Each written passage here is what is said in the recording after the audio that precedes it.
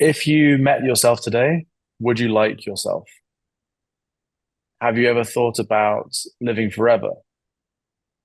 If you could create a digital copy of yourself that could act as you, think like you, and be a version of you after you're gone, would you want that? I'm Dan Thompson, the founder and CEO at Sensay, and today hopefully we can explore some of those topics with our digital replication technology that we're building that enables people to create their perfect digital clone that can act as them, think like them, reply for them, automate their lives, be their perfect personal assistant, and and capture their knowledge for generations to come, long after we've passed. I started my journey into this world even when I was at university. I studied philosophy, and even back then, the topics that were most exciting for me were existentialism, the theory of identity, and everything that makes us, us as individuals. It always kind of stuck with me throughout my life that these philosophers had spent millennia, pretty much since the dawn of philosophy, that people have been asking the question of why are we here? What's the meaning? How can we extend our lives? How do we find purpose in all of this? Is it through religion? Is it through bloodlines? Is it through some kind of other success or purpose? And those were always my kind of favorite topics while studying, but that really came back to the forefront of my mind when I had just moved down to Spain. I'd stopped working, 15-hour days in London in the city, and I found, a very different way of life, a very peaceful way of life. And I ended up started scribbling notes, which ended up turning into my first book about my personal search for some kind of meaning in this vast universe without wanting to, put all of your life into your kids or following a religion and believing in some kind of afterlife. How do we find personal meaning in the endless universe? We are so infinitely small. And what it ended up becoming was this exploration into the possibilities of our generation. We are the first generation to live with so much data available about ourselves that this data will survive us much longer than our physical bodies. In the same way that ancient pharaohs of the Egyptian Empire would build their temples that would last millennia longer than their body with all of their stories written on the inside. The same way that anyone writes a biography or wants to be famous, it almost like creates that legacy, that fame, that physical, that metaphorical extension of themselves through story. We are the first generation where this is available to everyone. We all have data, we all have photos, these videos, these messaging, this data, everything about us is captured in a way that's never been possible before. Before this, people would have to remember their family, and typically that would only last 2 or 3 generations. I mean, I would put it to anyone listening, how many generations back can you remember? How much do you really know about your great grandparents? You might know their name, you might know, where they're from. They might have been particularly famous. You might know some stories, but you don't really know them.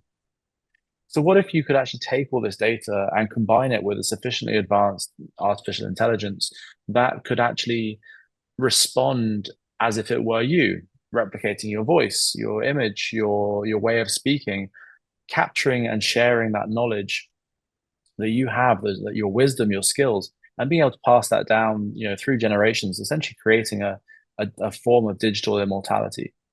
And so even then, I was writing this book, and this was, quite a few years ago now, and it really, and then the second, I ended up writing a second book as a follow-on because I really enjoyed writing about this.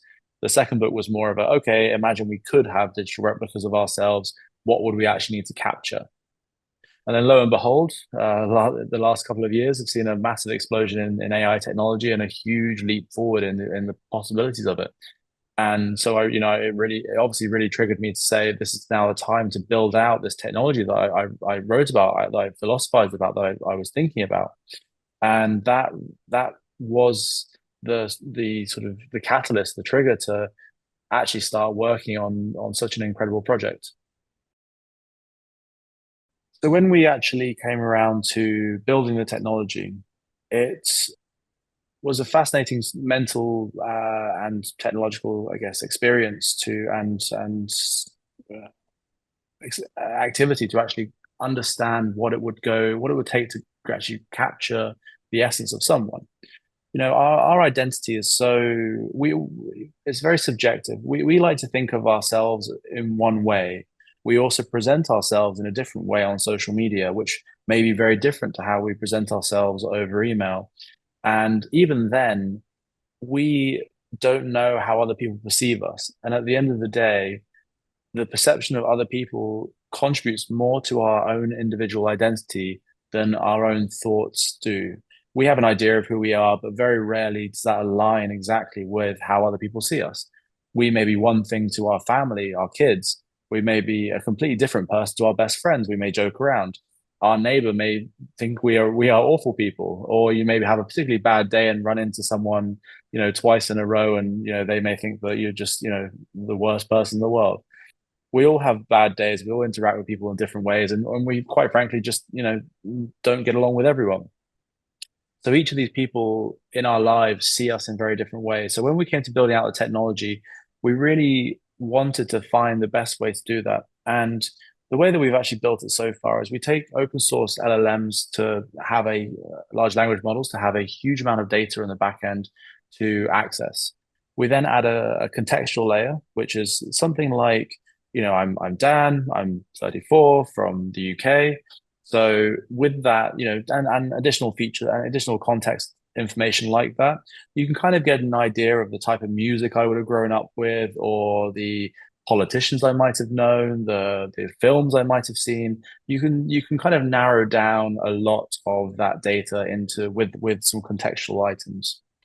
On top of that, we have a huge personalization layer. So this is where all of the data that comes in from firstly a series of questions about myself, my stories, my beliefs, my desires, my just internal thoughts, which all contribute to the way I see myself. We then connect things like your email, your social media, any kind of documentation and large documents you would like to include as examples of your writing, which both capture your style of writing, but also, just more information about you. We then encourage people to invite their friends and family to contribute stories and their view on you as a person, which gives it a more well-rounded aspect. And finally, we add a kind of the two kind of special layers. One's mostly a specialization. So this could be your field of work, it could be your expertise, it could be just a hobby or something you're passionate about.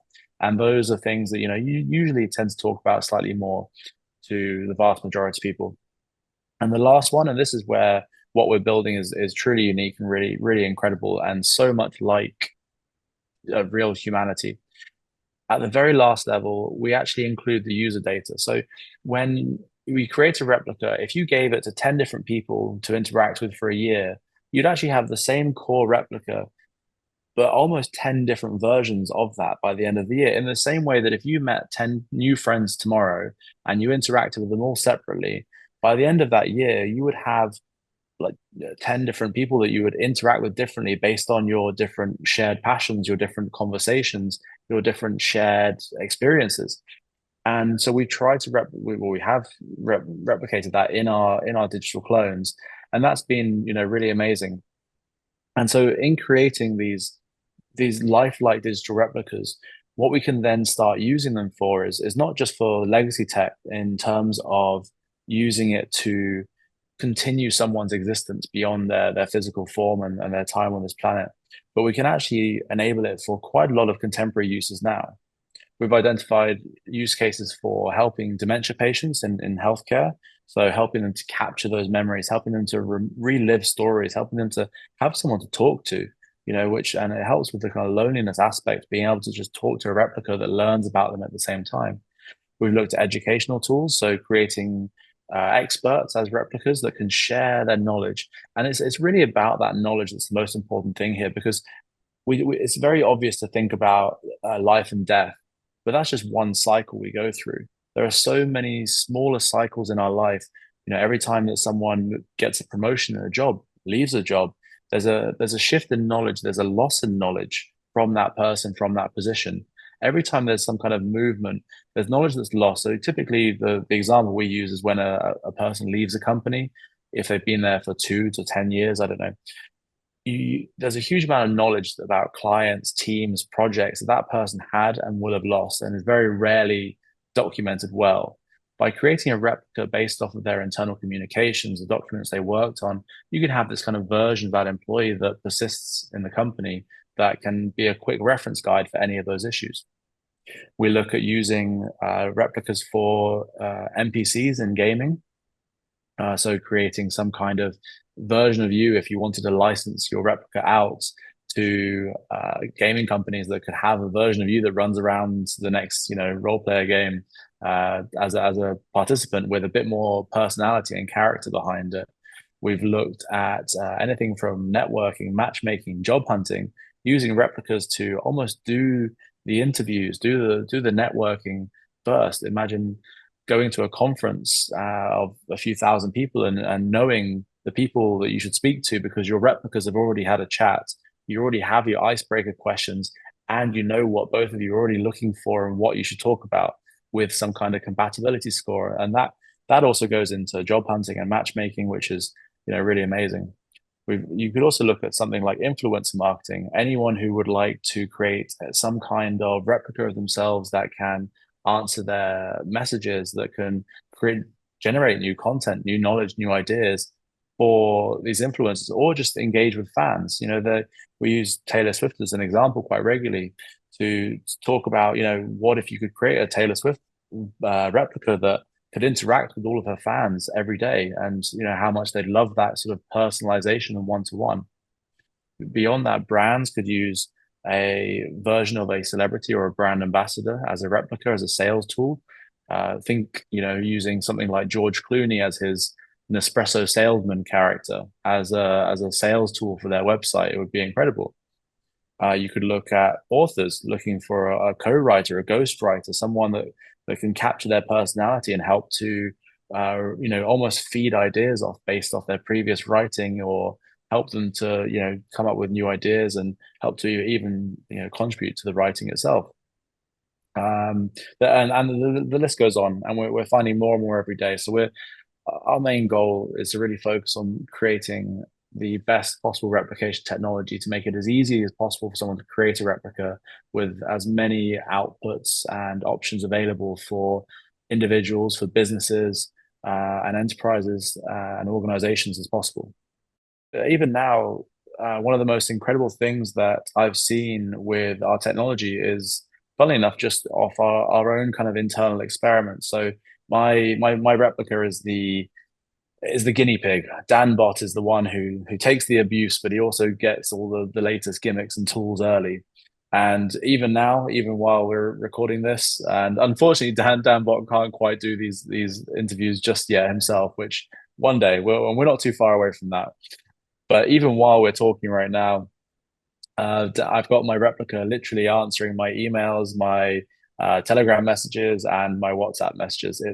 It's operating on what we call autopilot at the moment, and full level autopilot isn't for everyone. We have a kind of a semi autopilot which suggests the answers you should give based on your previous answers and based on the information it has. I like to risk it a bit and go with full autopilot sometimes, and so mine's on full autopilot. And it really, and it's amazing the answers it gives already, and it's still so early in this technology, but the answers it can give already are far, I mean, they're the answers I would give, and if not, maybe even written better than I would write them.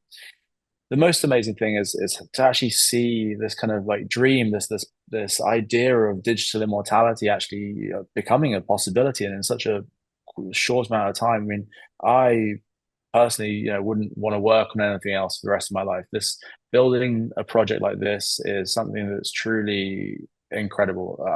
Getting to build something that I love, something that is literally building science fiction into reality, something that has already enabled me and to become far more productive because I can have basic questions that I get as most entrepreneurs do. You wear many hats. I wear the CMO hat, the COO hat, the CEO hat right now.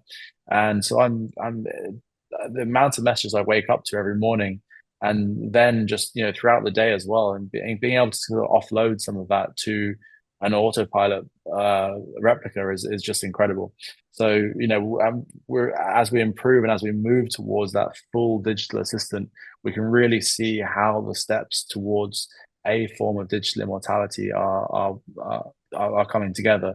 And it's not to say at some point that I'll be able to transfer my consciousness, because that's a whole other kettle of fish and still very much a philosophical discussion to be had. But at least I know that some version of me, with my experience, my skills, my knowledge, my understanding of the world, and some of the more fun and adventurous things I've got to do in my life, are recorded and can be shared and experienced through future generations, that my great grandkids, if they want to, can get to know me. They can talk to me. They can learn about all of this, learn about why I was mad enough to try and build something towards immortality, why why I spent most of my 30s nomading around the world and working from crazy places and doing insane adventures.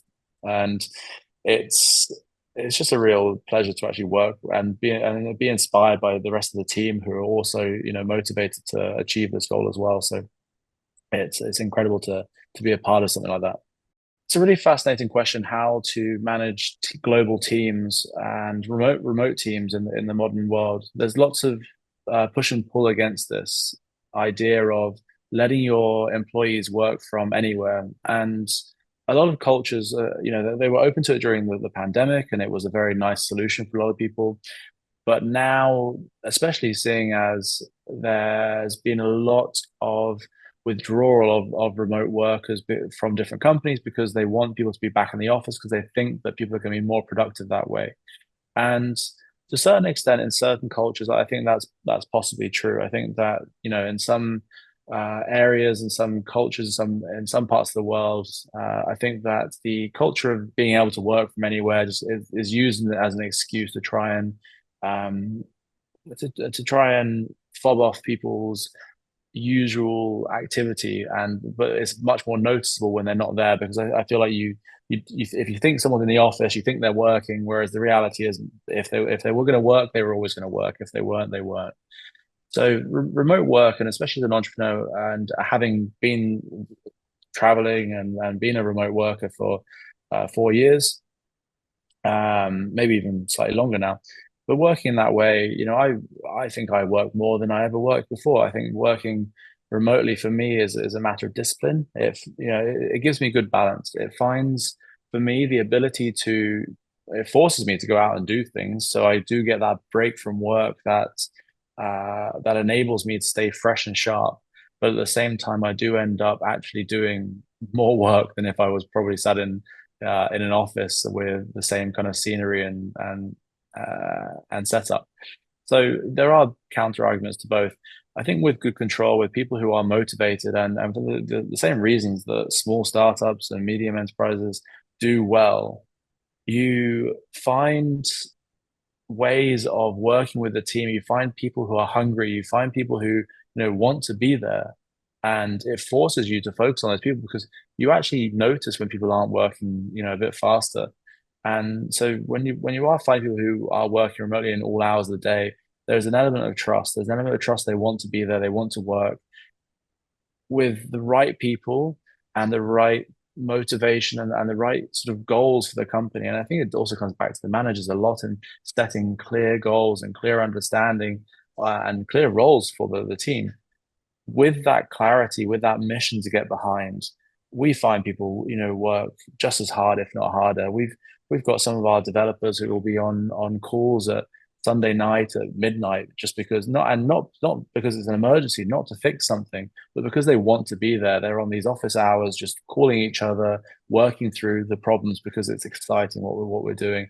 And even though, yes, the time zones can be a bit challenging, and we're careful with not working across too many different time zones, it is down to the team and the motivation behind them to actually ensure that people are getting their job done. And there's this one really great hiring principle that we've adopted that has been hugely influential for us. And that's a question of, if when we bring someone on, would we want to work for them? Now, it doesn't matter what level of the company they are, even if they're the most junior person starting out, if they have the type of personality that you would want in a manager, in someone you would be happy working for if they were more senior to you, then that's the type of person we bring on.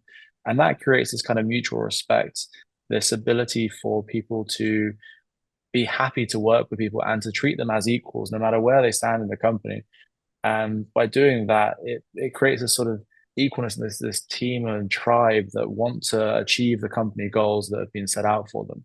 And it tends to avoid a lot of the pitfalls that a lot of teams and that suffer with remote work. I mean, I've seen it around the world. I've seen the remote workers who are sat on the beach taking one or two calls a day, and that's as much at fault of the company as the employee.